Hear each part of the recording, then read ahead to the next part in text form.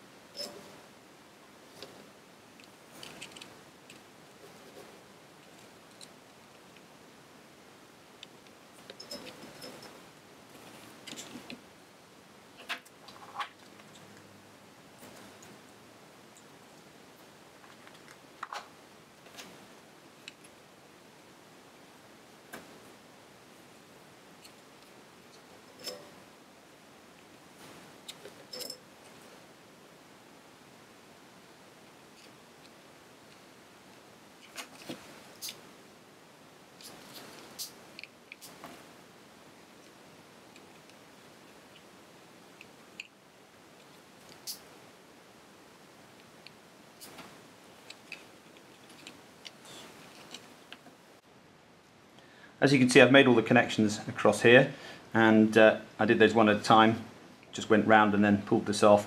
I'm just going to go quickly over my impressions of this as a kit. First of all, I love the way the rev trigger is enclosed. That's really nice.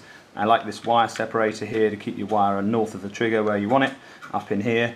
And I like the fact that this is pre-fitted, because that's a real problem for most people, getting that switch correct. And that's what used to cause most of the problems with the BSUK kit. And I like this neat little detail here. BSUK had these tags, but they just weren't well enough supported at the back and they used to break off. And Dean, as usual, is that little bit more precise because he uses the smaller layers.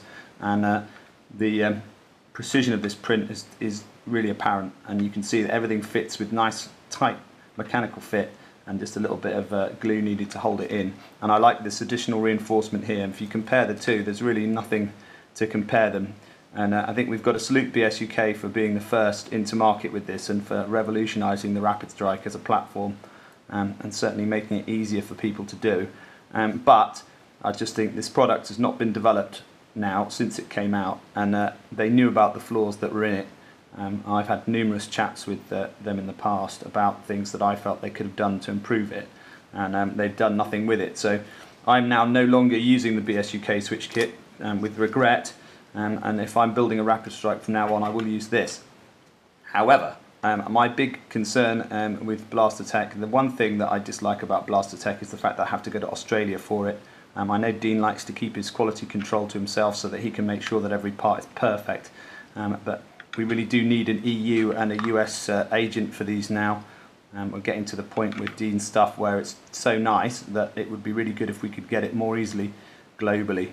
So that would be my only bit of advice, would be let's move to a situation where the supply chain is better for the rest of the world. But if you are buying a Rapidstrike switch kit, that's the real BlasterTECH, not the imposter BlasterTECH that has appeared recently and done other things.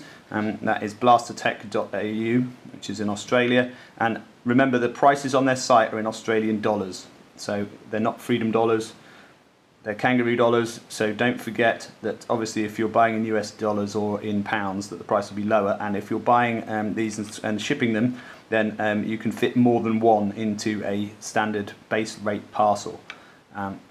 So you can always talk to Dean and buy a couple and sell a few on in your home country to cover your postage, which is what I've done with these. I've just bought multiples, or I've attached on to mass orders.